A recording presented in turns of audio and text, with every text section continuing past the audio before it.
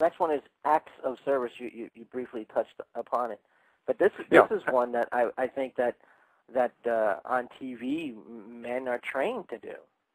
Yeah, I think in our culture we're often trained to do this, and for women as well as men.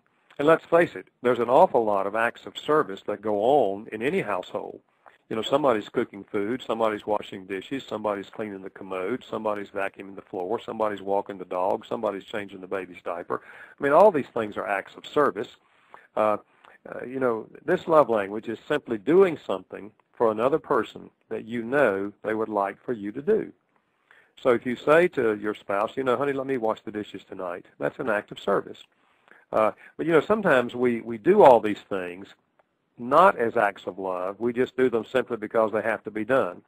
So, you know, the husband's got certain things he does, the wife has certain things she does, and we do them regularly, but we're not really thinking of them as love. We're just doing them because they have to be done. Well, if your spouse, you know, if your spouse's love language is acts of service, this is a powerful communicator of love. And when you come home and say to a spouse, you know, what could I do to help you tonight? And then they give you a suggestion and you go do it. If this is their love language, I can tell you they are going to feel love. Their love tank is going to fill up because you are doing acts of service for them. Far more meaningful to them than a gift or even the words, I love you. You know, sometimes husbands will say, you know, honey, I love you. You're so beautiful. You know, I love you. I love you. I love you. And one day she says, I am sick and tired of you telling me I love you. You know, if you love me, why don't you get up and do something to help me?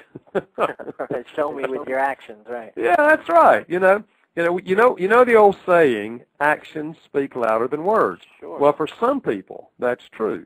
If acts of service is their language, then acts of service speaks a whole lot louder than words. Well, that quote was probably said by someone whose love language was acts of service. Absolutely. And we move on to the last one, which is physical touch. Physical touch. We've long known the emotional power of physical touch. That's why we pick up babies and hold them and kiss them and cuddle them. And long before the baby understands the meaning of the word love, the baby feels loved by physical touch. Same thing is true in adulthood. In marriage, I'm talking about holding hands, kissing, embracing, putting your arm around their shoulder, putting your hand on their leg, the whole sexual part of the marriage. Physical touch is a powerful emotional communicator.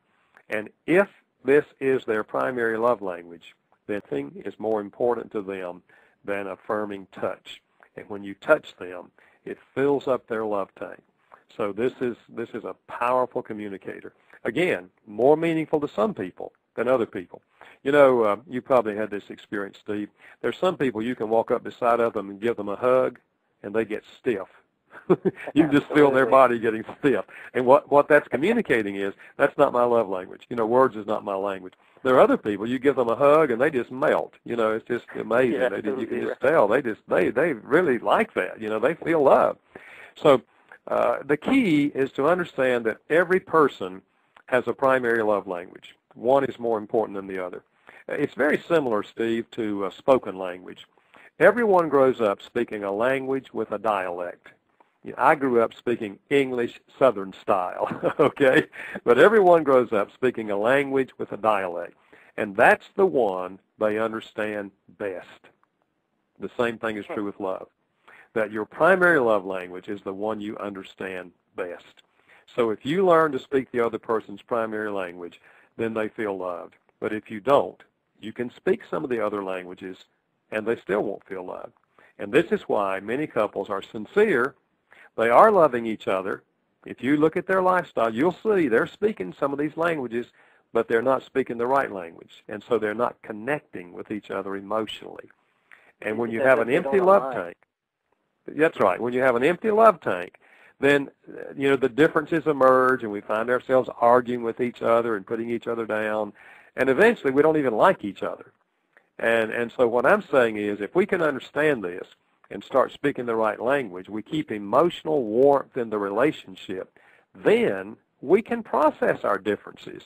We're more inclined to listen to each other and find resolution to our conflicts if we both feel loved.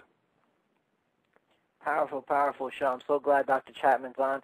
We're going to take a quick break, and we're going to come back, and we're going to do all feedback with all of you. Don't forget to check out Dr. Chapman's website, the5lovelanguages.com. We're speaking with Dr. Gary Chapman. He's a marriage counselor, pastor, radio show host, and internationally best-selling author of numerous relationship-oriented books. Today we're talking about the 5 love languages, how to express heartfelt commitment to your mate. Again, his website is the5lovelanguages.com. Definitely check out the website. I was on it earlier today. He's got a radio show with links to his archives and links to the show on the site, as well as tons of information that could help you out. And there's even some questionnaires there. There's some great stuff on the site again. So check it out, the5lovelanguages.com. We'll be right back. I'll be taking your feedback. You're listening to Empowered Living, Life, the Truth, and Being Free. We'll be right back. This is Don Miguel Ruiz, author of The 4 Agreements, speaking for Empowered Living with Steve Maraboli.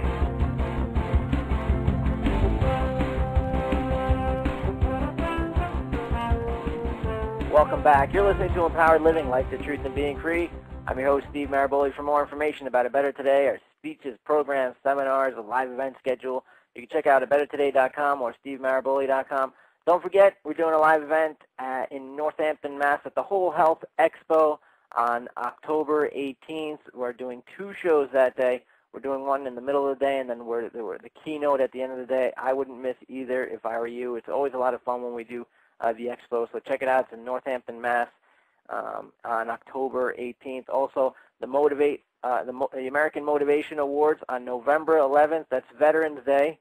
That's the AmericanMotivationAwards.com. Check it out there. We'll be there as well. We'll be in the VIP section as well as giving out some awards and receiving some awards and having a great time. There's some great guests and just honoring the great people who shaped this world, past and present. It's a 2nd annual American Motivation Awards, so definitely check that out. We are having a great show with Dr. Gary Chapman, the marriage counselor, pastor, radio show host, and internationally best-selling author of The 5 Love Languages, How to Express Heartfelt Commitment to Your Mate. We're going to start taking some feedback, but before we do, Dr.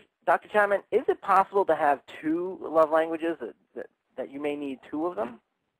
Well, I think for many people, their primary love language and their secondary love language are very, very close. And some people often ask me that question, and my answer is sure, it's fine. You have 2 love languages. We'll call you bilingual, okay? But most people have one that's primary and then another that's secondary, and then the other 3 fall in line under that. But here's what I have observed, Steve. Almost never does a husband and wife have the same love language. It does happen, but not very often. And consequently, that's why couples often miss each other. They have different love languages. They're each speaking their own language, but they're not connecting with the other person.